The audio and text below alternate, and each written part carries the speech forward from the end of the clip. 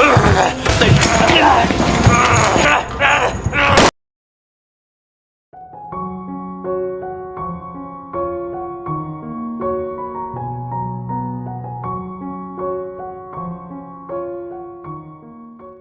tempat penampungan tunawisma Dayang ada kasus pembunuhan yang terjadi. Korban dalam kasus tersebut lebih dari 10 orang. Mereka mati dengan luka sobekan di bagian leher mereka. Dan nanti Suk yang datang langsung ke tempat kejadian, ia melihat banyak darah di lokasi tersebut.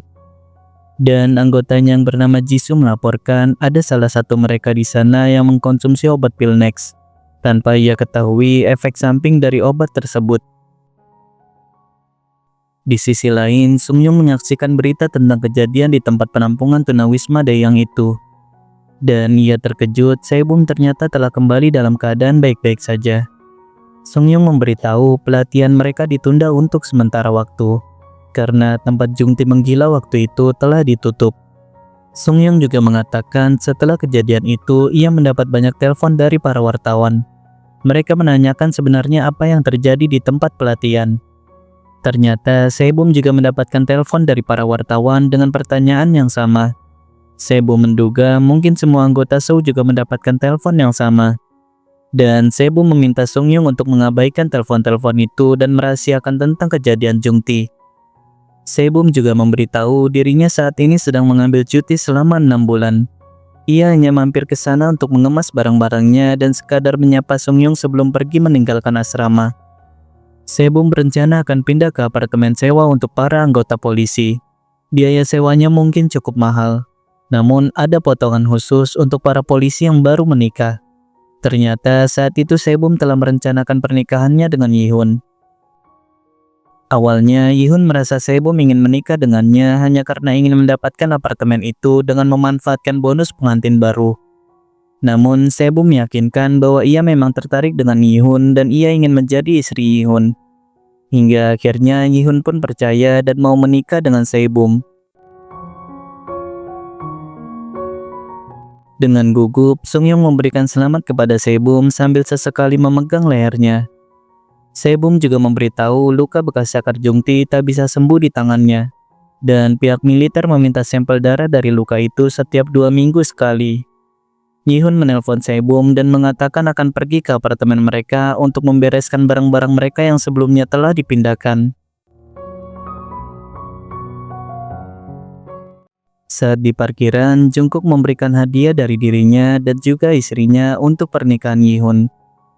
Ia juga memberitahu bahwa dahulu istrinya adalah seorang dokter spesialis penyakit menular. Istrinya sempat lolos dalam program edukasi di akademi militer. Dan istrinya itu mendalami ilmu cukup lama di sekolah kedokteran militer. Sampai akhirnya istrinya bekerja sebagai dokter militer dan kemudian dibebas tugaskan. Setelah itu istrinya bekerja di perusahaan farmasi.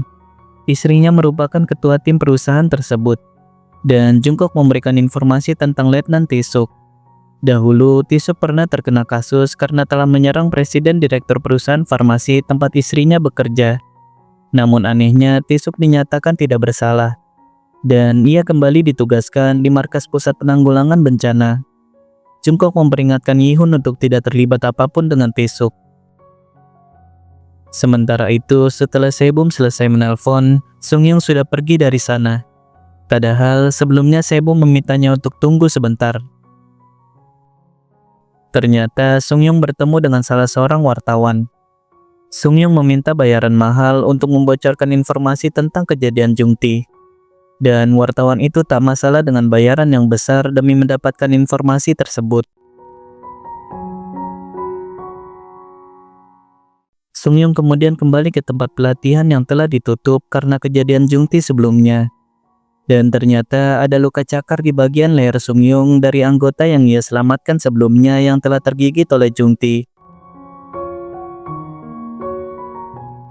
Sebum tiba-tiba saja datang ke sana. Ia menanyakan apa yang Sungyung lakukan. Sungyung menjawab ia hanya teringat dengan anggota yang digigit oleh Jungti. Keadaannya menjadi sama seperti Jungti. Anggota itu dibawa ke tempat karantina dan tak pernah kembali lagi. Bahkan keluarganya pun dilarang untuk mengunjunginya.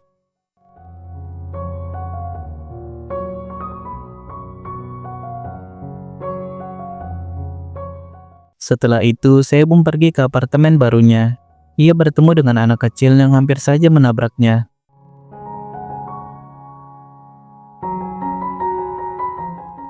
Saat di lift, ia bertemu dengan seorang pria yang memberikan masker kepada Sebum. Karena saat itu virus COVID sedang mewabah. Dan pria itu terkejut ketika mengetahui Sebum adalah seorang anggota pasukan Shaw. Ia pun meminta kaos unit Shaw kepada Sebum. Kaos yang bertuliskan Shaw di bagian depan dan belakang. Dan Sebum pun akan memberikan kaos itu nanti kepadanya. Pria itu tinggal di lantai 15, sedangkan Sebum berada di lantai 5. Di dalam unit apartemennya sudah ada Yihun di sana. Salah satu kado dari Jungkook adalah foto Yihun dengan Sebum saat mereka masih SMA dahulu. Waktu itu, Jungkook adalah polisi yang berusaha membujuk Yihun untuk tidak bunuh diri. Mereka pun sangat senang dengan foto itu, karena foto itu memberikan banyak sejarah dan kenangan untuk mereka berdua. Hadiah satu lagi dari Jungkook adalah makanan dari bisnis istrinya yang baru saja dirintis. Dan Yihun berencana ingin membagikan makanan itu kepada tetangga apartemennya sekalian mempromosikan bisnis istri Jungkook. Sebum mulai membagikan makanan itu. Di unit apartemen yang pertama hanya ada seorang anak kecil bernama Park Soo-yoon yang menerima makanan itu. Kemudian Sebum naik melewati tangga darurat. Namun salah satu pintu darurat di sana tak bisa dibuka. Soo-yoon memberitahu unit apartemen dari lantai 5 ke bawah adalah unit sewaan. Sedangkan dari lantai 6 ke atas adalah unit yang diperjualbelikan.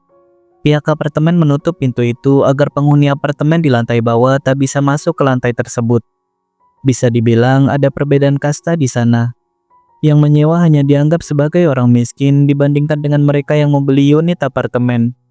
Sebum pun mencoba membuka paksa pintu itu.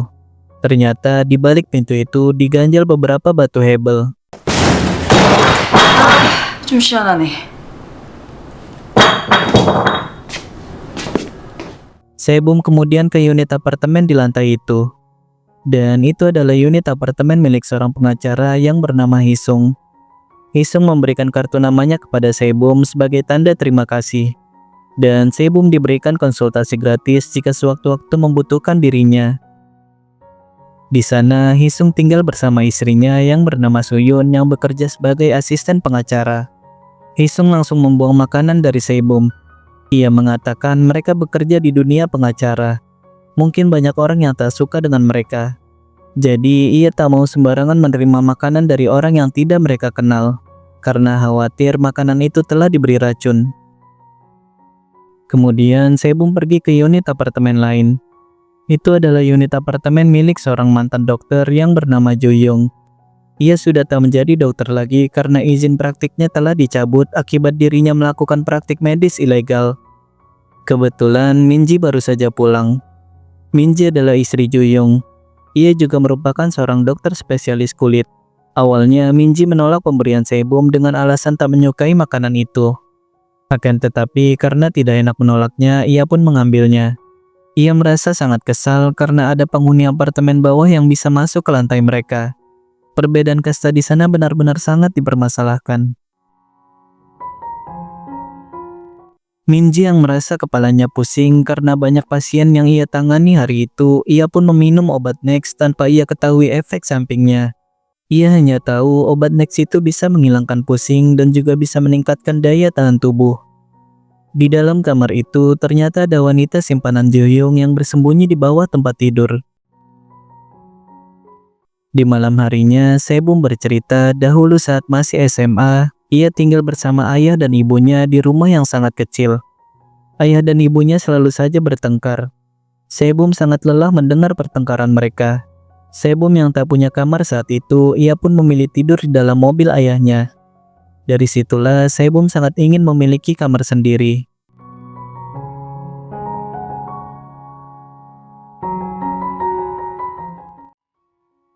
Saat tidur, Sebum bermimpi tentang Jungti. Dan di mimpi itu, Jungti mengatakan, 당신도 이렇게 될 거야. Sebum dan Yihun terbangun karena mendengar ada suara gedoran berkali-kali dari lantai atas unit apartemennya.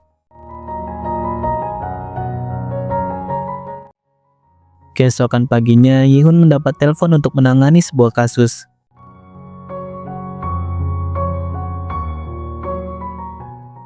Kemudian Yihun bertemu dengan Letnan Tae-suk. Di sana, Letnan Tae-suk membahas perihal kasus kematian di tempat penampungan tunawisma Daeang. Media-media akan memberitakan kasus itu berawal dari obat Nex. Padahal obat itu sudah berhenti diedarkan. Dan pemerintah akan memberikan hukuman yang sangat berat bagi siapa saja yang ketahuan masih melakukan penjualan obat tersebut. Letnan Tae-suk meminta Yihun bekerja sama dengannya untuk mencari para pengedar yang masih saja mengedarkan obat itu. Awalnya Yihun menolak ajakan Letnan Tae-suk. Namun, kaptennya menelpon dan memerintahkan Yihun untuk bekerja sama dengan Letnan Tae-suk. Karena itu adalah perintah dari kaptennya, Yihun pun tak bisa menolaknya lagi. Letnan Tae-suk memberikan ponsel milik Jong-ti. Ia meminta Yihun untuk berpura-pura menjadi Jong-ti agar bisa mengungkap para pengedar obat Nex. Namun, Yihun mengeluhkan para pengedar obat-obatan ilegal itu tidak akan mau diajak bertemu tatap muka kecuali ada iming-iming uang yang sangat besar dari pembelinya. Dan Letnan Tae-suk pun memberikan satu tas berisi uang untuk Yihun gunakan agar bisa memancing para pengedar. Letnan Tae-suk menantang Yihun untuk memecahkan kasus ini. Karena Yihun dikenal sebagai seorang detektif yang sangat pintar di kepolisian Seang. Sementara itu, ibu Sebum menelpon Sebum. Ibunya marah karena Sebum tak memberitahukan bahwa dirinya telah pindah ke apartemen barunya. Ibunya kini tengah dirawat di rumah sakit karena terkena virus COVID. Dan Sebum hanya bisa meminta maaf karena sebelumnya ia harus menjalani karantina akibat virus rabies yang membuat manusia bisa menjadi gila. Ternyata ibunya juga sudah tahu tentang virus itu. Ibunya mengira virus itu berasal dari anjing yang rabies dan disebut sebagai virus anjing gila. Ibunya pun menjadi khawatir dengan keadaan Sebum. Namun Sebum mengatakan dirinya akan baik-baik saja. Saat Sebum sedang membaca majalah, ia kembali mendengar suara gedoran dari lantai atas. Sebum pun kemudian pergi untuk mengeceknya. Namun di depan pintu unit apartemennya sudah ada Suyun di sana yang ingin menyelipkan surat di pintu apartemen Sebum. Surat itu adalah ucapan terima kasihnya atas makanan yang Sebum berikan kemarin. Suyun baru menyadari bahwa Sebum adalah seorang polisi. Ia pun bercita-cita ingin menjadi polisi ketika dirinya telah sembuh dari penyakitnya. Dan Sebum mengatakan dirinya juga dulu mengidap penyakit yang berat. Namun kini ia bisa menjadi seorang polisi. Sebum pun yakin Suyun bisa menjadi lebih hebat dari dirinya. Setelah itu, Sebum dan Suyun mendatangi unit apartemen milik Ju Hyung. Karena dari sanalah sumber suara gedoran itu. Sebum menanyakan apakah Ju Hyung sedang melakukan renovasi. Karena dari semalam suara mereka sangat berisik sampai ke lantai bawah. Ju Hyung pun beralasan ia dan istrinya sedang menata ulang perabotan milik mereka. Ju Hyung berjanji tak akan ada lagi suara berisik itu. Dan ia juga berterima kasih atas makanan yang kemarin diberikan oleh Sebum. Kemudian Sebum pergi ke tempat gym di apartemen itu bersama Suyun. Awalnya Sebum ingin pergi sendiri saja. Namun Suyun ingin ikut karena ia hanya sendirian saja di apartemennya. Ibu dan ayahnya sedang bekerja dan ia tak punya teman di apartemen itu.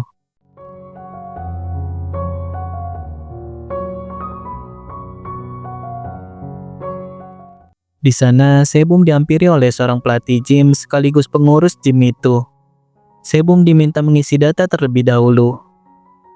Saat melihat Sebum adalah penghuni apartemen sewaan, Sebum pun dilarang berolahraga di sana. Karena tempat gym itu hanya khusus untuk para penghuni yang membeli unit apartemen. Pelatih gym itu juga menawarkan jasanya. Jika Sebum mau menyewa jasanya, maka Sebum diperbolehkan untuk berolahraga di sana. Namun Sebum menolaknya dan ia akan berolahraga di area taman.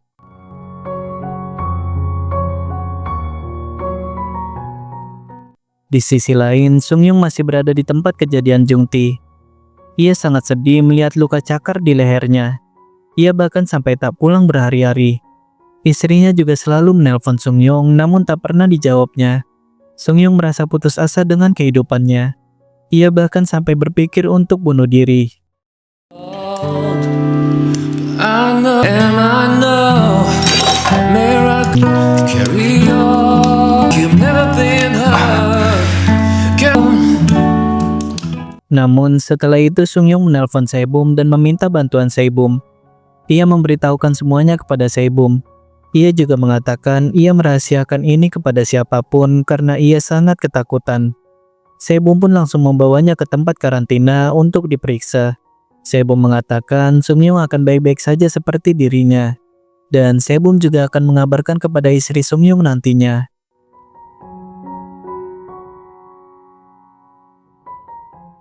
Sesampainya di ruang pemeriksaan, ternyata Sungyung berbohong. Ia malah menunjukkan luka sayatan di lengannya, bukan luka cakaran di lehernya. Jisoo yang memeriksa Sungyung juga mengatakan bahwa ini bukanlah luka cakaran. Ini seperti luka sayatan pisau dan seperti luka yang masih baru. Namun Jisoo akan tetap mengambil sampel untuk memeriksanya.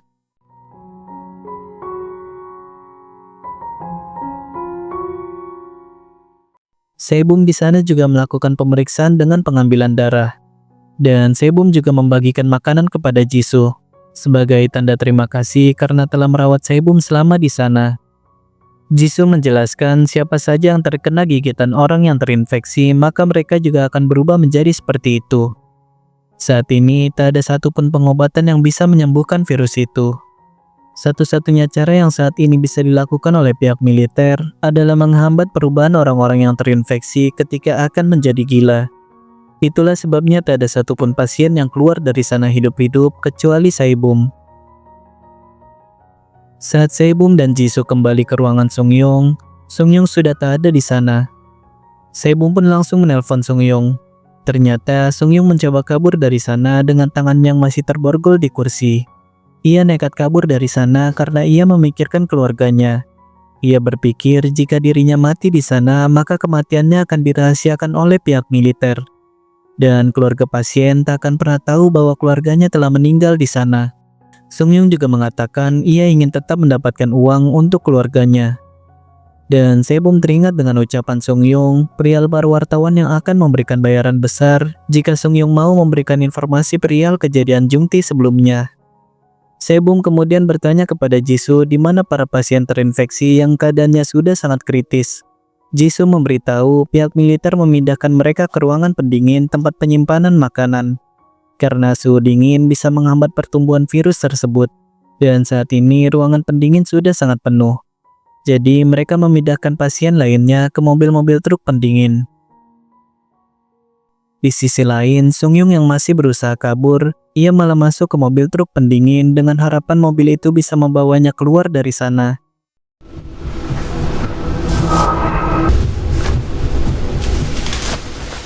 Sungyung terkejut saat mengetahui di dalam sana telah banyak pasien yang sudah terinfeksi.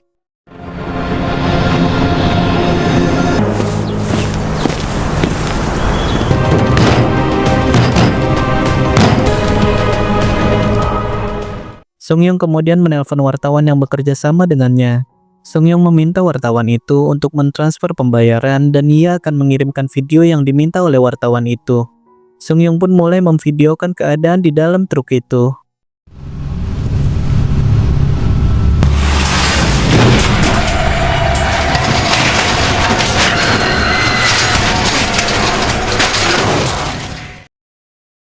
Sementara itu, Yihun, Jungkook, dan Letnan Taesuk berhasil menjebak para pengedar. Mereka melakukan pertemuan untuk transaksi di sebuah tempat pencucian mobil. Yihun memberitahu virus itu juga sudah menyebar di luar negeri. Dan Letnan Taesuk mengatakan dirinya tak pintar memproduksi. Ia hanya pintar mencuri. Ia mencuri pil itu dari perusahaan asing saat ia masih berada di perusahaan farmasi. Para pengedar yang tak mengetahui mereka telah dijebak oleh Yihun. Mereka menanyakan di mana Jungti, dan Yihun pun langsung menghajar mereka semua.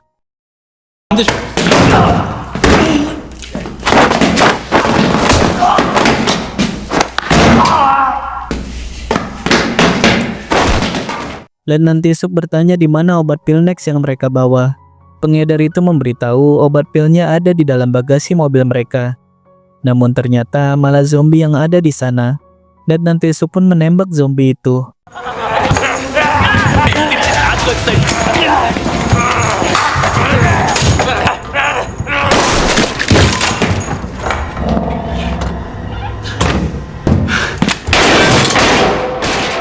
Yihun mengatakan kau telah menembak manusia di depan polisi. Dan Letnan Tae-suk menjawab, apa kau masih berpikir itu adalah manusia?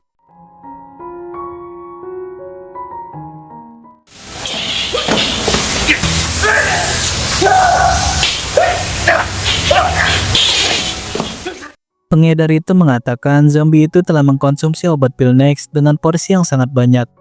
Dan ia memanfaatkan zombie itu untuk menjadi anjing penjaga yang tak perlu diberi makan. Di saat itu juga, Letnan Tae-suk mendapat telepon yang memberitahukan di pusat karantina sedang terjadi masalah. Letnan Tae-suk juga memberitahu Yihun ada Sebum di sana.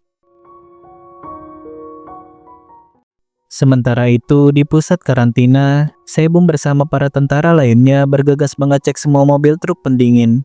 Sungyung masih sempat menelpon Sebum dan mengatakan mereka semua bukanlah manusia. Setelah itu, teleponnya tiba-tiba saja terputus.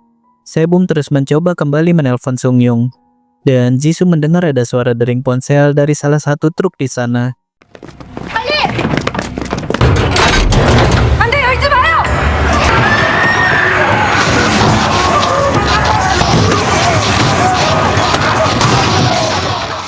Sebum memperhatikan truk itu, dan ada kursi yang mengganjal pintu truk. Sebum pun menyadari Sungyung berada di dalam truk itu. Dan seperti biasa, jangan lupa klik dulu tombol subscribe-nya dan sampai jumpa lagi di video Histoma selanjutnya.